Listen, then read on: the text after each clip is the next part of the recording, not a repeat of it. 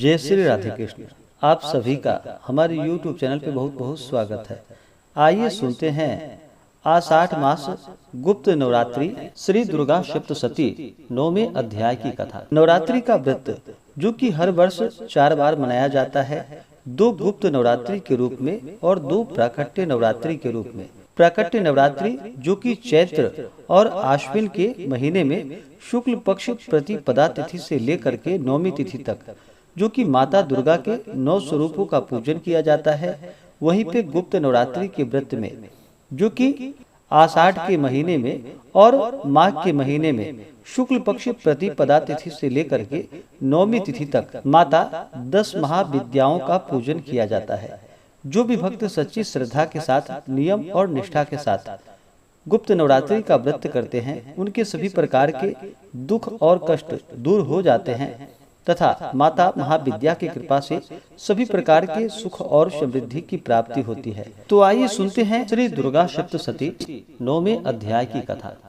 इस अध्याय में निशुंभ वध का वर्णन किया गया है। तो आइए सबसे पहले माता दुर्गा का ध्यान करते हैं, उसके बाद फिर हिंदी में कथा को श्रवण करेंगे। तो बोलिए प्रेम से दुर्गा माता की जय। ओम बंधुक कांचन निभम रुचिराक्षमालां पाशांकुशौच वरदां निज बाहुदंडः बिभ्राणमिन्दुशकलाभरणं त्रिनेत्र मरधाम्बिके शमनिशं वपुराश्रयामि। ओम श्री दुर्गा देव्यै नमः। तो बोलिए प्रेम से दुर्गा माता की जय। मैं अर्धनारीश्वर के श्री विग्रह की निरंतर शरण लेता हूँ। उनका वर्ण बंधुक पुष्प और स्वर्ण के समान रक्त पीत मिश्रित है। वह अपनी भुजाओं में सुंदर अक्षमाला, पाश, अंकुश और वरद मुद्रा धारण करता है। अर्धचंद्र उनका आभूषण है तथा वह 3 नेत्रों से सुशोभित है। राजा ने कहा कि भगवान, आपने रक्त बीज के वध से संबंध रखने वाला देवी चरित्र का यह अद्भुत महात्म्य मुझे बतलाया। अब रक्त बीज के मारे जाने पर अत्यंत क्रोध में भरे हुए शुंभ और निशुंभ ने जो कर्म किया उसे मैं सुनना चाहता हूँ। ऋषि कहते हैं कि राजन, युद्ध में रक्त बीज तथा अन्य दैत्यों के मारे जाने पर शुंभ और निशुंभ के क्रोध की सीमा न रही। अपने विशाल सेना इस प्रकार मारी जाती देख निशुंभ अमर्ष में भरकर देवी की ओर दौड़ा। उनके साथ असुरों की प्रधान सेना थी। उसके आगे पीछे तथा पार्श्व भाग में बड़े बड़े असुर थे, जो क्रोध से ओठ चबाते हुए देवी को मार डालने के लिए आए।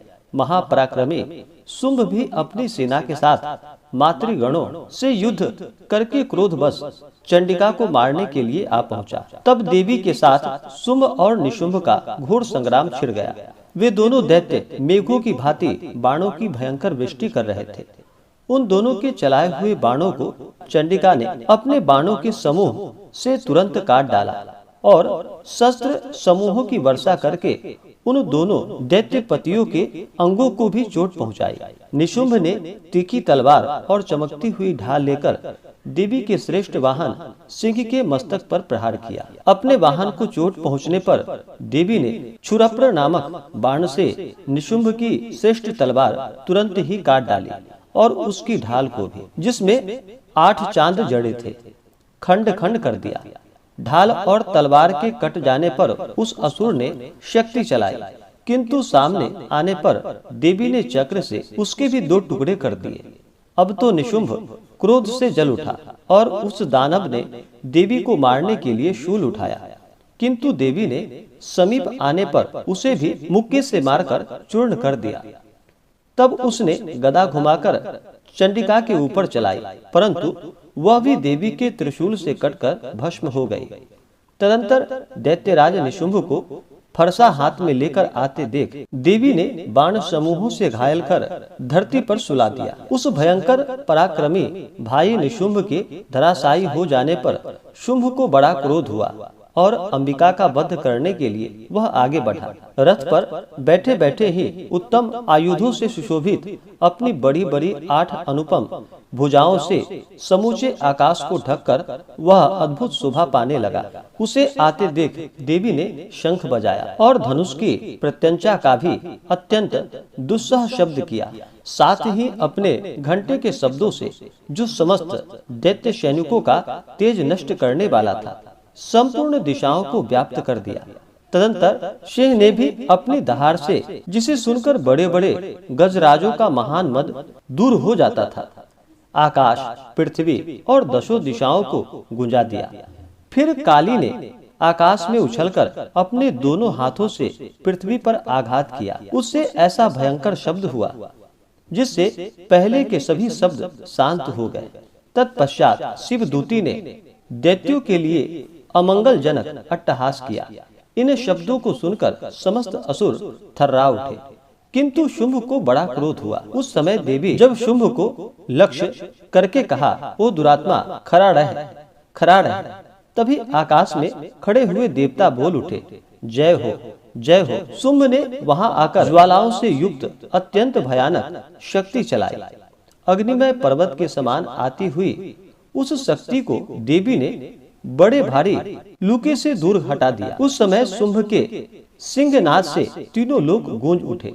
राजन, उसकी प्रतिध्वनि से वज्रपात के समान भयानक शब्द हुआ, जिसने अत्यंत सब शब्दों को जीत लिया। शुंभ के चलाए हुए बाणों के देवी ने और देवी के चलाए हुए बाणों के शुंभ ने अपने भयंकर बाणों द्वारा सैकड़ों और हजारों टुकड़े कर दिए।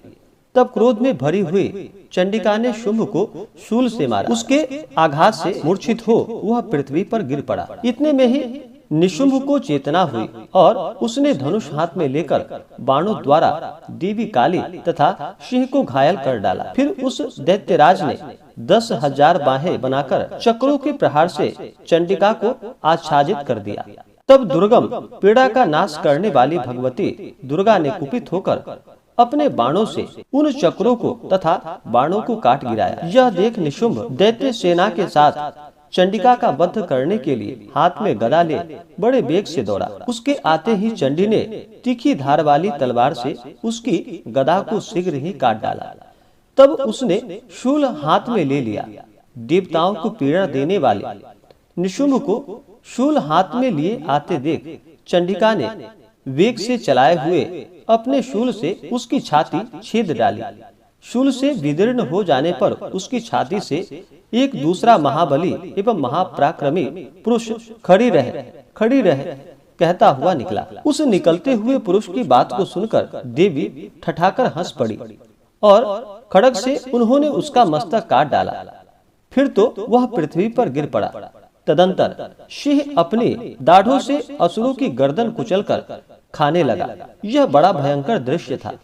उधर काली तथा शिव दूती ने भी अन्यान्य दैत्यों का भक्षण आरंभ कर दिया। कौमारी की शक्ति से विदीर्ण होकर कितने ही महादैत्य नष्ट हो गए। ब्रह्माणी के मंत्रपूत जल से निस्तेज होकर कितने ही भाग खड़े हुए। कितने ही दैत्य माहेश्वरी के त्रिशूल से छिन्न भिन्न हो धराशायी हो गए। वाराही के थुथुन के आघात से कितनों का पृथ्वी पर कचूमर निकल गया। वैष्णवी ने भी अपने चक्र से दानवों के टुकड़े टुकड़े कर डाले। इंद्र के हाथ से छूटे हुए वज्र से भी कितने ही प्राणों से हाथ धो बैठे। कुछ असुर नष्ट हो गए, कुछ उस महायुद्ध से भाग गए तथा कितने ही काली शिवदूती तथा सिंह के ग्रास बन गए। इस प्रकार मार्कंडेय पुराण में सावर्णिक मनमंत्र की कथा के अंतर्गत देवी महात्म्य में निशुंभ वध नामक 9वां अध्याय पूरा हुआ। तो बोलिए प्रेम से दुर्गा माता की जय, माता अंबिका की जय, माता महाकाली महालक्ष्मी महासरस्वती माता की जय, सर्व देवी देवता की जय। इसी प्रकार से आगे के अध्याय को सुनने के लिए हमारे इस चैनल पे अगर आप नए हैं तो चैनल को लाल बटन दबा करके सब्सक्राइब करें, साथ में बेल आइकन घंटी को दबाएं ताकि मेरे वीडियो का नोटिफिकेशन आपको समय से मिलता रहे। वीडियो को लाइक करें, शेयर करें, सुखी रहे और स्वस्थ रहे। जय श्री राधे कृष्ण। धन्यवाद।